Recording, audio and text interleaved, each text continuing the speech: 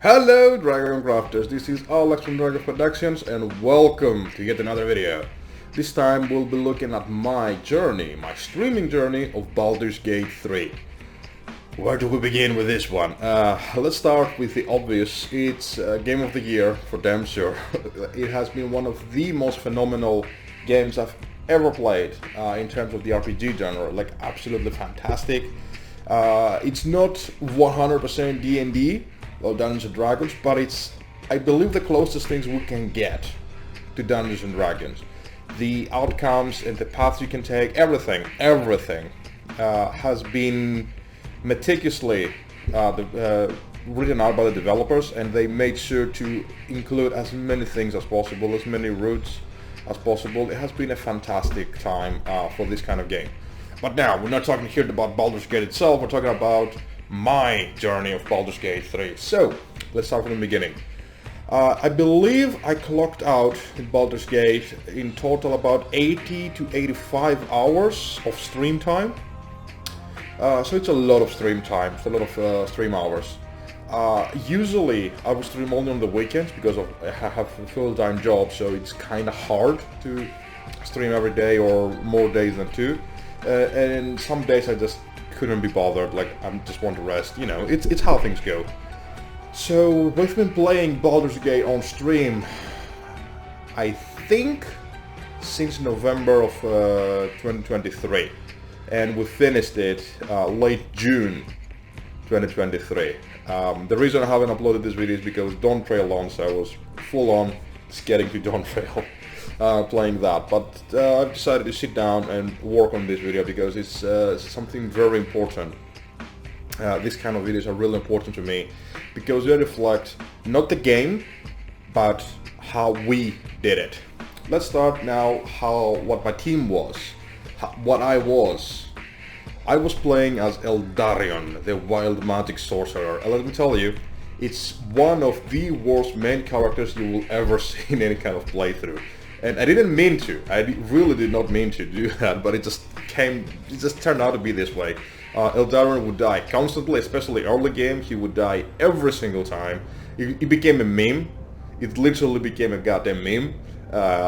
With my audience, people would like, okay, so when will Eldarion death when, you know, stuff like that. So it was absolutely, yeah, pissing me off to no ends. This is actually really funny because in mid-game, like late Act 1, all throughout Act 2, and really early on Act 3, Eldar was a Giga Chad. Eldar would come in, kick ass, take names, do everything. It was absolutely fantastic. And then for some reason, he just went, okay, now I need to die again. And he would die every single fight. I'm not even kidding. I'm not even kidding. It was actually impossible. Like, how? I'm actually trying to play well. I'm actually trying to make you, you know, be this main character, the leader of your party and all that. Like, I couldn't understand why you would die. But anyway, so most of my playthrough was completely blind. I didn't see any guides. Most of Act 1 I had already done on my own personal playthrough, which again I did not look at any guides. But when I, you know, came back to playing on the stream, obviously I had some insight. I knew what I was supposed to be doing. I did try to make things a bit different, like to see different aspects, and I relied heavily on the Twitch system where people would be allowed to vote for the choices. So a lot of the times my choices were not my own, like the resulting choices, but they were more of the vote system, and it has led to some very interesting playthroughs and mechanics and cutscenes and all of that. It was actually insane. Like some of the times they made it so much harder, and sometimes they make it so much easier. Very rarely I went, you know, against what the audience really wanted, because in the end it's just a game. I'm streaming because I want to entertain people, so I believe that was the best. So if you're streaming Baldur's Gate 3 and you have at least 5 to 6 to 7 people, and you use this kind of integration with Twitch, and you allow them to vote, it will make your game so much better, because you don't know what you're getting. Because what you think you're getting is probably not the one. My stream would be... They would either be murder hobos, let's kill everything, or they would simp for the most outrageous characters. Like Astarion has been such a fun favorite in my stream. Oh my fucking god. Like, I had it in my party mainly because people just love Astarion. That's the only reason because I did not really like Astarion, plus my playthrough was, you know, on the good side, but not, you know, Paragon of Good and stuff, like Paladin stuff. But he was decent, he was good, he was trying to do the right thing, and Astarion was not a good choice for that, for my part. So he would always disapprove. I think he was the only party member who had fair or even neutral by the end of the game, like attitude towards me, which is actually really funny. I said, well, see, I helped him become a vampire ascendant, but we will get there in a little bit. So throughout Act 1 I was playing around. I knew what I was doing most of the time. Like, I did see some things that I did not see on my first playthrough, which is fantastic. So things went as you expect. Like, we went through the Goblin camp, we cleared the Goblin camp, we killed all 3 leaders with a lot of trouble, by the way, because again Eldarion was constantly dying on phase 1, so my party had to do really a lot of heavy lifting, especially Carla and Shadowheart. Like, the girls really carried us through Act 1. Then we went through the Underdark, we did all the stuff there, we did Grimforge, we killed Nere, we did the side quest with the Myconid and stuff like that. We didn't do, this is really funny, we didn't do the Forge fight. It's the one, I think it's one of the only fights I actually missed out on Act 1. I didn't even know it existed. Like, I did reach the Forge, I had a look around, like, okay, now I'm getting out, like, there's nothing for me here, I will come back later. That was my thought, and I forgot about it. And later on I found out there's a fight that we didn't do. Apparently it's a really big fight, so I was kind of bummed out by this. My journey on Act 1 was, I've learned a lot of things when it comes to actually streaming and supporting things on the stream itself, how to interact with people. My stream did kind of grow a little bit. I think we went from like 20 something followers to 40 followers. So again, it's not a huge increase, but it's still a really big increase. Granted, most of them are my actual real life friends and people I met from work, so they came in, you know, helped out a little bit. We added a new addition of the mod team, so Not a Snob has been tasked with helping with Mitsuo with our second mode. So these 2 mods, phenomenal guys, both of them. Not a Snob, he has been doing such an amazing work on the background, like things that you don't really see on the stream. And Mitsuo is more of the forefronter, like he does the clips, he's like the chat moderator, he brings people in, like he's, you know, I am really happy and excited to have these 2 people, because if it wasn't for those 2, I don't think I would have actually gone anywhere, because I'm not the type of guy that actually cares about details and, you know, do everything by the book. I'm more like, let's go with the flow and wherever it goes, and those 2 made sure we stick to the right plan. Like, I was burned out of Baldur's Gate 3 after so many months of playing it. I dropped it. I was like, fuck it, I'm not playing anymore, fuck it, I don't care, you know, all of that. And they made me return to it so I can finish it, because the main goal of the stream, besides being entertaining, this is what I really want. I've said this before, on video as well, also on stream. While I do want to become a full-time streamer, actually do this as my real-life job, I'm not doing it for the money. Well, yes, I am. Like, if I would do a full-time job, I'll obviously be doing it for the money. But I am more doing it because my passion in life is entertaining people, helping people. So if I can bring a smile to someone that really needs it, or someone who doesn't need it, like, just bring a smile, have fun, you know? That's my ultimate passion in life, that's my ultimate, I don't know what to call it, that's what I want, so this is what I'm trying to do.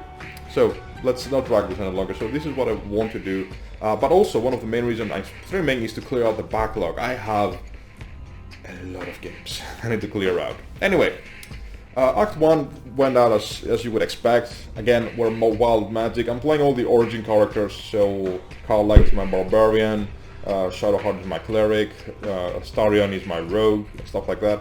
So things went alright. Act 1 was phenomenal because every step we took, we found something new. Act 2 was more of a, you know, more about environmental stuff. Like it had like this vibe. It was telling a story through this. And from what I understand, Act 2 was the one followed that was not released to the public. So Act 2 was completely new for most people when it came out. And obviously Act 3, but Act 1 they had played extensively. And I've seen some footage of very old Act 1 stuff. It's completely different than it is today. Act 2 was where things were really nitty-gritty. I loved the story. I loved how things went. I loved how we had choices and at the same time was very linear. In some way, like, we need to go here. That's our end goal. Like, we knew what the end goal was from the beginning. But we could choose the way to go there. So this is what I loved. Because it gives you like a point of direction, like, okay, I need to do this. This is my end stuff. So I can worry out, like, do everything on the map before I head into there. So it was really fun. After the end of Act 2, and we finished Act 2, this is where I took a break. Because I was really burned out. Like, I was playing Baldur's Gate constantly for about 6 months already. We entered like Act 3. I think we entered Act 3 around March or April of 2024. So I was really burned out. Like, I wanted to do something else. I wanted to try. Plus, the stream wasn't really growing that much at the time. So I was like, I really want to do something else. I really want to, you know, bring people in. And I don't think Baldur's Gate 3, without having an existing audience, will do that for you. I would average about 5 to 6 to 7 people watching me, and most of them were my friends. So very few people would come in. So I was really burned out. I really wanted to stop. So I did stop for a while. I was playing World of Warcraft New Discovery, or I was playing, you know, other things on stream, like League of Legends. I started playing that for some reason. I don't even know. Don't ask me. Like every few years, every 2 or 3 years or so, I get the itch to play League of Legends again, which I'm not really good. I'm just playing around. But anyway. So I kind of stopped when I picked it up again, and I was doing, you know, very minor stuff, and I could see the game building up, and I could see the fights were getting really interesting. This is when I decided that I will continue playing Baldur's Gate 3 for real this time, but because I was so burned out, I wanted to try something different. I had already embraced the meme of Eldaron being a completely useless bastard. So I said, you know what, let's try to make each fight unique in its own way. Like, I don't want to fight and defeat in combat, in proper combat, my enemies. I wanted to find ridiculous ways to defeat them. Not throw them over a cliff, that's boring, but I want to try something different, you know? And I did that, and that was really fun.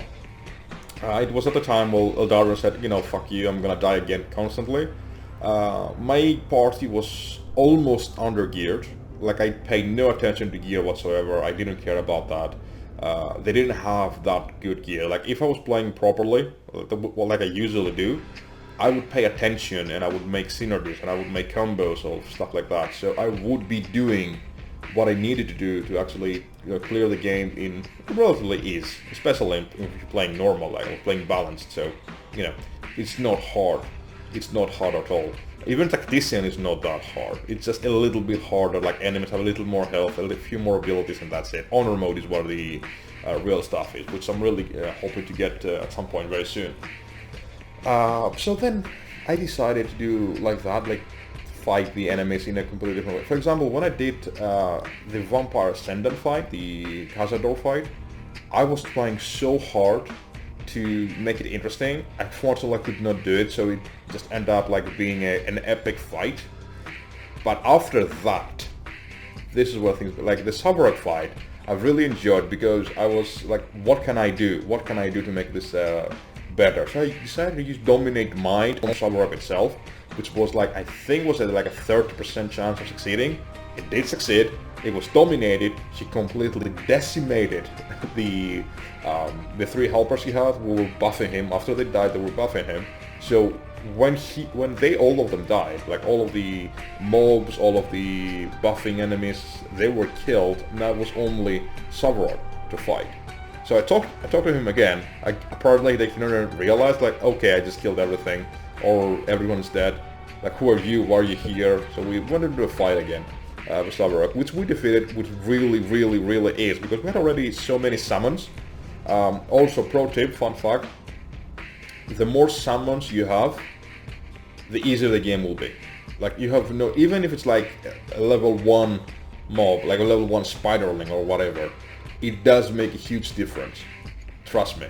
So if you're having a hard time in Baldur's Gate, try putting more summons in, whatever they might be. When you do that, you will see how the game will become extensively easier. Anyway, so that was the Slavarok fight. So it was basically us dominating him. Like, okay, so this is fun. Let's try to do something similar. In the next fight, which I'm not gonna reveal because it's gonna take ages, what I did was teleport everybody, and I mean teleport, like Misty Step, Dimension Door, teleporting everywhere somewhere far, where there is a room with a door. We would come in, close the door, the enemies would come in, open the door, get in, we would close the door, we would kill those, and rinse and repeat. It's boring if you think of it like this, like, okay, so you have to do this like this and this, but it's so fun when you're streaming it because you're just having a good time. The audience loved it, so like, okay, this is what I'm doing correctly now. Eldarion had embraced the tadpole, so we had a lot of different and interesting powers, so that was really fun to play. I didn't go full illicit for some reason. I went like one step before having everything. I'm like, okay, I'm gonna stop now. Like, I don't want any more. I was already, fully illicit with veins and stuff like that. Also, we had a really good mustache. Also, funny enough, the first hat we found, literally after the tutorial, which was like this, I don't know the color of it. I just call it red, wine red, I guess.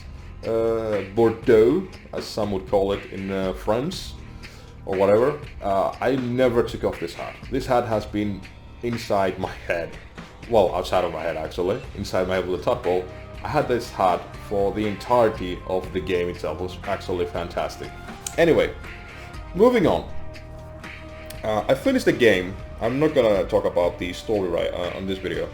I finished the game. I was trying so hard to romance Carla, that didn't happen, so I ended up being, alone, and probably a virgin too. Actually, no, I didn't have sex with a whore in the city of Baldur's Gate, so that was fun.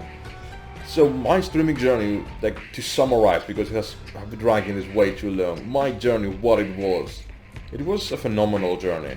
I loved not every minute of it, because I was so burned out at some point, but I loved the freedom it provided. I loved the way I could do things, then it would burn out in my face, the wild magic randomness, that was really fun as well. Like, sometimes we would get some amazing things, other times, most of the time, we would get really bad things, like bad terrain, or get minimized, or turned into a cat or a dog.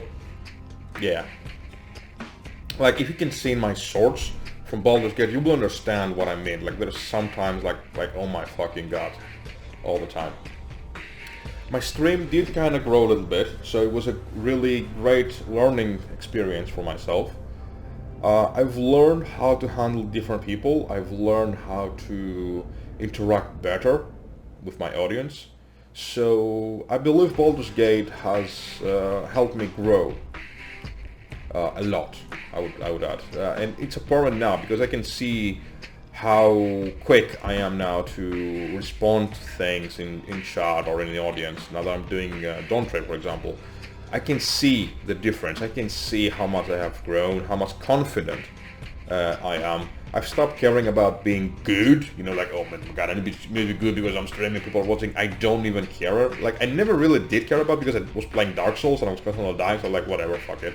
But it was always in the back of my mind, I need to be decent. I've realized you don't have to be. All you need to do is be yourself, be confident, be honest. People will see that and they will come to you and they will accept you and they will encourage you to continue doing so. This is what I have learned from the experience of streaming Baldur's Gate 3. As the game itself, I loved it. The story was good. There was so many plot twists, there was so many things that you could see and stuff like that, so I loved it. Absolutely fantastic, man. Anyway, I'm gonna stop now. I'm gonna stop rambling. Thank you all so much for watching. I will see you in the next streaming journey whenever I finish the game. Have a good one, y'all. Bye.